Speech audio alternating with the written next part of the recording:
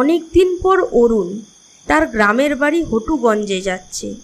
Train থেকে নেমে সে দেখল বাইরে প্রবল ঝড় বৃষ্টি হচ্ছে। ঝড় বৃষ্টির কারণে ট্রেনটা আজ খুবই লেট করলো। অটো স্ট্যান্ডে অটো পাবো বলে মনে হয় না। ভাগ্যে আজ দুর্গতির শেষ নেই। আজ মনে হয় পায়ে হেঁটেই হটুগঞ্জ পৌঁছাতে হবে। প্রবল ঝড় বৃষ্টির মধ্যেই অরুণ জনমানব শূন্য পথ ধরে পায়ে হেঁটেই এগোতে থাকে। হাঁটতে হাঁটতে সে দূরে একটা চায়ের দোকান দেখতে পায়। তাড়াতাড়ি পা চালিয়ে সে চায়ের দোকানে পৌঁছায়। দাদা, একটু চা পাওয়া যাবে? হ্যাঁ বাবু, দাঁড়ান, এক্ষুনি দিচ্ছি। দাদা, চাটা একটু গরম গরম দেবেন। ঠান্ডায় আমার গোটা শরীর সিটে হয়ে গেছে। এই যে বাবু, চা নেন। তা বাবু, এত ঝড় বৃষ্টির রাতে একা পায়ে হেঁটে কোথায় যাচ্ছেন? আমি যাব হটুগঞ্জ। বৃষ্টির জন্য ট্রেনটা আজ এতই লেট করলো যে অটো স্ট্যান্ডে একটাও অটো পেলাম না। তাই পায়ে হেঁটে যাওয়ার সিদ্ধান্ত নিলাম।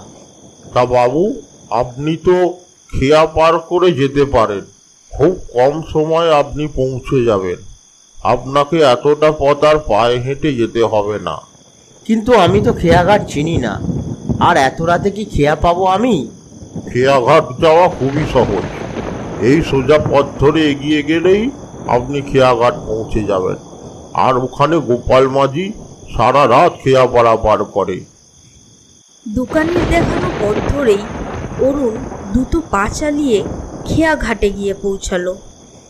সেখানে গিয়ে দেখল একজন মাঝি নৌকা নিয়ে অপেক্ষা করছে খেয়া পারাপারের জন্য। ঝড় বৃষ্টির রেশ তখন বেশ খানিকটা কমে এসেছে। অরুণকে দেখতে পেয়ে গোপাল মাঝি জিজ্ঞাসা করলো, কর্তা কোথা যাবেন? আমি হটুগঞ্জ যাব। তুমি কি আমাকে পার করে দেবে? হ্যাঁ যাবো বাবু, নৌকায় উঠে এসে বসেন। বাঁচালে তুমি আমায়। এই ঝড় বৃষ্টির রাতে এতটা পথ পায়ে হেঁটে যাওয়া খুবই কষ্টকর। এরপর গোপাল মাঝি নৌকা চালাতে থাকে। এই ঝড় বৃষ্টিতে এত রাত বিরেতে তুমি নৌকা চালাও, তোমার ভয় করে না? ভয় কিসের বাবু, এটাই তো আমার কাজ। আপনি একটু জেরিয়ে নেন বাবু। হটুগঞ্জের ঘাট এলে আমি আপনাকে জানিয়ে দেব। আচ্ছা ঠিক আছে মাঝি। সারাদিনের ক্লান্তিতে অরুণের চোখ লেগে আসে আর সে ঘুমিয়ে পড়ে। কিন্তু কিছুক্ষণ পর অরুণের হঠাৎই ঘুম ভেঙে যায় কিছু মানুষের আর্তনাদের শব্দে। বাঁচাও বাঁচাও, আমাদের বাঁচাও, আমরা ডুবে যাচ্ছি, মরে যাব, আমাদের বাঁচাও। বাঁচাও বাঁচাও, আমাদের বাঁচাও, আমরা ডুবে যাচ্ছি, মরে যাব, আমাদের বাঁচাও।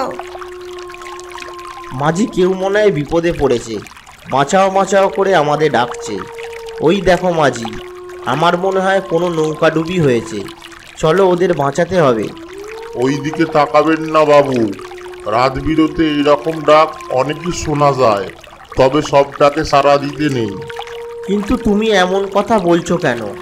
ওরা তো ডুবে যাচ্ছে, আমরা না গেলে ওরা হয়তো মরে যাবে।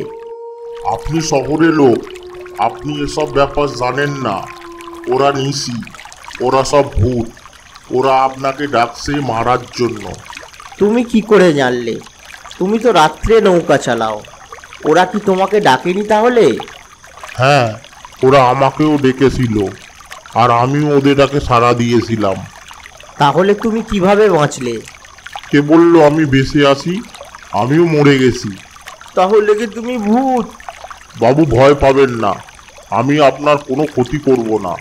বিপদের মুখে মানুষকে সাহায্য করাই হলো আমার কাজ, আর এই নৌকা চালানোটাই হচ্ছে আমার মায়া। কিছুক্ষণ পর নৌকা হটুগঞ্জের ঘাটের কাছে এসে থামে।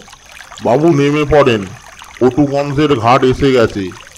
আপনার মতো আরও যাত্রীরা আমার পথ চেয়ে বসে আছে। এরপর অরুণ নৌকা থেকে নেমে পড়ে, আর গোপাল মাঝির নৌকা ক্রমশই নদীর গহীন অন্ধকারে মিলিয়ে যেতে থাকে।